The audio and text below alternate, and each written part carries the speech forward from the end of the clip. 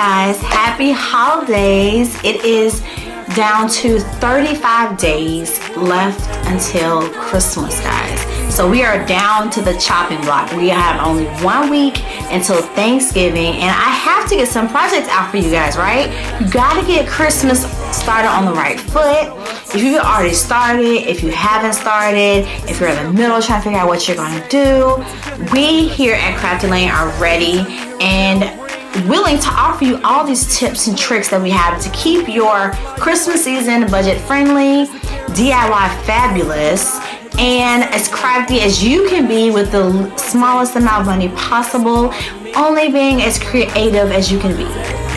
So when you have your visitors come by and your guests come by, they'll say, oh my gosh, you worked so hard for hours and to complete these projects, and you didn't. Like, you just found as many tricks and tips and advice to cut your corners and get everything done so that your house still looks beautiful for the holiday season.